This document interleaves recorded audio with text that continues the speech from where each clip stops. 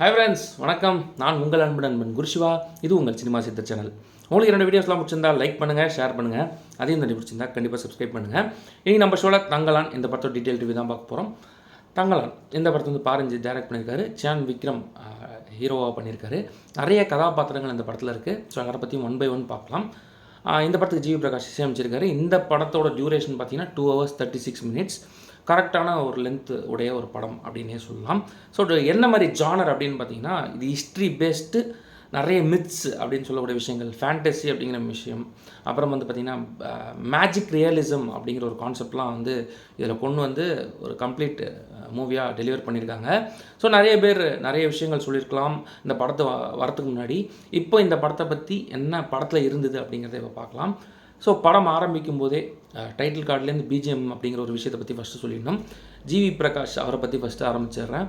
ஜிவியோட background score படத்துக்கு மிகப்பெரிய பக்கபலம். மினிக்கி பாடல் விஷுவலாகவும் பார்க்க நல்லாயிருக்கு, கேட்கவும் ரொம்ப அருமையாகவே இருந்தது அப்படின்னே சொல்லலாம். அவரோட பிஜிஎம் படத்தில் ஒரு சில இடங்களில் ரொம்ப டவுன் ஆகிற டைமில், ஸ்க்ரீன் ப்ளே அப்படின்னு சொல்ல முடியாது, ஒரு சில கேரக்டர் டவுன் ஆகிற டைமில் அவரோட பிஜிஎம் பெரிய பக்கபலமாக இருந்தது அப்படின்னே சொல்லலாம். அது மாதிரி ஒரு பேக்ரவுண்ட் ஸ்கோர் படத்துக்கு ஆல்மோஸ்ட் இன்னொரு ஹீரோ ஜிவி அப்படின்னே சொல்லலாம். அது மாதிரி ஒரு பேக்ரவுண்ட் ஸ்கோர் கொடுத்துருக்காரு. அதுக்கடுத்து சியான் விக்ரம். இந்த படத்துக்கு சியான் விக்ரமை தவிர இவ்வளோ எஃபர்ட் வேறு யாராவது போட முடியுமா, இந்த கேரக்டர் வேறு யாருனா பண்ண முடியுமா அப்படின்னு கேட்டிங்கன்னா கண்டிப்பாக யாராலையும் பண்ண முடியாது அப்படின்னு நான் ஈஸியாக சொல்லிவிடுவேன். அதை மாதிரி ஒரு பர்ஃபார்மன்ஸ் கொடுத்துருக்காரு. சியான் விக்ரமாக இல்லாமல் தங்கலானாவே வாழ்ந்திருக்கார் படம் ஃபுல்லும் அப்படின்னே சொல்லலாம். அந்த மாதிரி ஒரு சூப்பரான ஒரு பர்ஃபார்மன்ஸ் சியான் விக்ரம் கொடுத்துருக்காரு. அதுவும் இல்லாமல் இந்த படத்துக்கு கண்டிப்பாக ஏகப்பட்ட ரெகக்னேஷன் அவருக்கு கிடைக்க போகுது அப்படிங்கிறதுல எந்த டவுட்டுமே கிடையாதுங்க. அதுக்கடுத்து பாரஞ்சித் வந்து ஒரு சில பாலிடிக்ஸ், அவர் வந்து ஒரு டிஃப்ரெண்ட்டான பாலிடிக்ஸ் ஒன்று பேசுவார் அவர் படத்தில் எல்லாமே. அது இந்த படத்தில் இருக்குது அப்படின்னே சொல்லுவேன், இல்லைன்னு சொல்ல முடியாது. ஆனால் அந்த மேக்கிங் அப்படிங்கிற ஒரு விஷயம் வந்து இந்த படத்துக்கு ரொம்ப முக்கியம். ஏன்னா இந்த படத்தில் ஹீரோ மட்டும் கஷ்டப்பட்டார், டேரக்டர் மட்டும் கஷ்டப்பட்டார் அப்படின்னு சொல்ல முடியாது. என்டையர் கேஸ்ட்டு, என்டையர் டீமுமே ரொம்ப கஷ்டப்பட்டு தான் இந்த படத்தை எடுத்திருக்காங்க. ஆனால் அந்த லொக்கேஷன் பார்க்கும்போதும் நம்மளுக்கு அதை பற்றி தெரியுது. எங்கே போனாலும் நிறைய உண்மையான விஷயங்களை, அதாவது லைவ் லொக்கேஷனில் போய் லைவ் சவுண்டு வச்சு ரொம்ப வேறு லெவலில் ஒரு சில எக்ஸ்பீரியன்ஸ்லாம் ஃபீல் பண்ணும்போது எனக்கு ரொம்ப நல்லா இருந்தது அது அப்படின்னே சொல்லுவேன். விஷுவல் ட்ரீட்டுங்க இந்த படம், அதில் எந்த டவுட்டுமே கிடையாது. ஸோ ஃபஸ்ட் ஆஃப் வந்து படத்தோட ஸ்க்ரீன் ப்ளே பற்றி நான் சொல்லிடுறேன். இப்போது ஸ்க்ரீன் ப்ளே வந்து பயங்கர ரேஷியான ஒரு ஸ்க்ரீன் ப்ளே அப்படின்னு யோசிக்க முடியாது. இந்த படத்தோட கதைக்கு தேவையான ஒரு திரைக்கதை தான் இந்த படத்தில் வந்து ரஞ்சித் கொடுத்துருக்காரு. அதுலேயே வந்து என்னென்ன பேச முடியும், அதுக்கு வந்து அந்த காலத்தில் என்னென்ன கஷ்டப்பட்டாங்க, அடிமைத்தனம் எப்படி இருந்தது, அப்போ வந்து ஒரு சில கேஸ்ட் பாலிட்டிக்ஸ் அவர் பேசுவார்ல, அதெல்லாம் பற்றி அவர் ஸ்டைலில் அவர் சொல்லியிருக்காரு. ஆனாலும் எல்லா கேரக்டருக்கும் கொடுத்த இந்த ரோல் வந்து எல்லாருமே ரொம்ப பர்ஃபெக்டாக பண்ணியிருக்காங்க அப்படின்னு தான் சொல்லணும். ஸ்பெஷல் மென்ஷன் அப்படின்னு பார்த்தீங்கன்னா 2 ஹீரோயின்ஸ் பற்றி அப்புறம் பார்க்கலாம். ஸ்பெஷல் மென்ஷன் பார்த்தீங்கன்னா பசுபதி.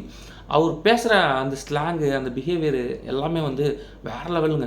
அவர் ரொம்ப நல்லா பர்ஃபார்ம் பண்ணியிருந்தார். பசுபதியோட கேரக்டரைசேஷன் ரொம்ப பிடிச்சிருந்தது அப்படின்னு சொல்லலாம். அதை தாண்டி 2 ஹீரோயின்ஸ், மாளவிகாவாக இருக்கட்டும், பார்வதியாக இருக்கட்டும், அவங்களுக்கு கொடுத்துருந்த கேரக்டர் ரொம்ப பிரமாதமாக பண்ணி கொடுத்துருக்காங்க. ரொம்ப ரியலிஸ்டிக்காக இருந்தது அவங்களோட பர்ஃபார்மன்ஸ் அப்படின்னு தான் சொல்லணும். மாளவிகாவுக்கு ஒன் ஆஃப் த மீட்டி ரோல்ஸ் அவங்களுக்கு, ஏன்னா நிறைய படங்களில் பார்த்துருக்கோம் இப்போது சமீபத்தில். அதில் வந்து இது one of the best characters for Malavika அப்படின்னு தான் சொல்லணும். இதெல்லாம் பற்றி பேசிட்டோம். ஸோ படத்தில் ஒரு சில லேக்ஸ் இருக்குது அப்படின்னு எல்லாருமே ஃபீல் பண்ணலாம். என்ன காரணம் அப்படின்னு பார்த்தீங்கன்னா, அது லேக்னு சொல்கிறத விட ஒரு சில இடத்துல படம் வந்து டவுன் பண்ணுறாங்க. ஏன்னா அந்த கேரக்டர் டவுன் ஆகும்போது அந்த லேக்குங்கிற ஒரு விஷயம் நம்மளுக்கு ஃபீல் பண்ணுது. பட் ஆனால் அடுத்த சீனே அந்த மேஜிக்கல் ரியலிசம் அப்படிங்கிற ஒரு கான்செப்ட் கொண்டு வராங்க செகண்ட் ஹாஃபில். அது ஃபஸ்ட் ஹாஃப்லேருந்து கொஞ்சம் அங்கங்கே வரும். என்னென்னா ஒரு மித் அப்படிங்கிறத பேஸ் பண்ணி தான் கதை ட்ராவல் ஆகுது. அப்போ வந்து ஒரு விஷயத்தை வந்து காட்டுறாங்க, அந்த மேஜிக் மாதிரி காட்டுறாங்க. இதுனா ஆவியா, பேயா, இல்லை ஃபேண்டசியா அப்படிங்கிற ஒரு டவுட்ஸ் வந்து அடுத்து பட்டுன்னு மாறதுனால இன்னும் கொஞ்சம் கன்வின்சிங்காக ஒரு சில விஷயங்கள் செகண்ட் ஹாஃபில் சொல்லியிருக்கலாம் அப்படின்னு எனக்கு தோணுச்சு. ஏன்னா செகண்ட் ஹாஃப் வந்து கொஞ்சம் கன்ஃபியூசிங்காக இருந்தது. பட் ஸ்டில் கிளைமேக்ஸ் அந்த 15 minutesல தெருக்கி விட்ருக்காங்க என்டர் டீமே அப்படின்னு தான் சொல்லணும். சியான் விக்ரமோட பர்ஃபார்மன்ஸ் கடைசியில் அந்த 15 நிமிஷத்தில் தெறிக்க விடுது அப்படின்னு தான் சொல்லணும். அதேமாதிரி படம் முடிஞ்சு டைட்டில் கார்டில் வரும்போதும் அந்த வரலாறை பற்றி, அந்த கேஜிஎஃப் வரலாறை பற்றி ரொம்ப கிளியராக சொல்லியிருக்காங்க. இது வந்து ஹிஸ்ட்ரி அப்படிங்கிறதுனால நிறைய டீட்டெயிலாக ஒரு சில விஷயங்கள் யோசித்து அதற்கேற்ப ஸ்க்ரீன் ப்ளே கொடுத்துருக்காங்க என்டையர் டீமும். அதே மாதிரி தான் கதையும் அதை பேஸ் பண்ணி தான் அந்த தங்கத்தை தேடின ஒரு தேடல் தான் இந்த படம் அப்படிங்கிறத சொல்லலாம். கிளைமேக்ஸில் ஒரு சில ட்விஸ்ட்டும் இருக்குது, அது நல்லாவே இருந்தது அப்படின்னு சொல்லலாம். ஓவராலாக பார்க்கும்போது இந்த படம் எப்படி இருக்குது அப்படின்னு பார்த்தீங்கன்னா, ஒரு டிஃப்ரெண்ட்டான விஷுவல் ட்ரீட்டுங்க தங்கலான். பர்ஃபார்மன்ஸ் வைஸ் எல்லாருமே ரொம்ப அருமையாக பர்ஃபார்ம் பண்ணிருக்காங்க. விக்ரம் ரொம்ப அழகாக பர்ஃபார்ம் பண்ணி கொடுத்துருக்காரு. அந்த படத்தில் ரொம்ப கஷ்டப்பட்டிருக்காரு அப்படிங்கிறது விஷுவலாக பார்க்கும்போது உங்களுக்கும் தெரியும். ஜிவி பிரகாஷ் அவரை பற்றி சொல்லணும். இந்த படத்துக்கு பெரிய பக்கபலம் அவரோட மியூசிக். நிறைய சீன்ஸில் அவரோட மியூசிக் பெரிய பக்கபலமாக இருந்திருக்கு.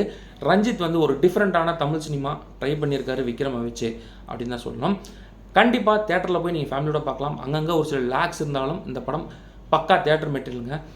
இந்த படத்துக்கு சினிமா சிதர் சேனலில் கொடுக்குற ரிவ்யூ என்ன அப்படின்னு பார்த்தீங்கன்னா 3.75 அவுட் ஆஃப் 5.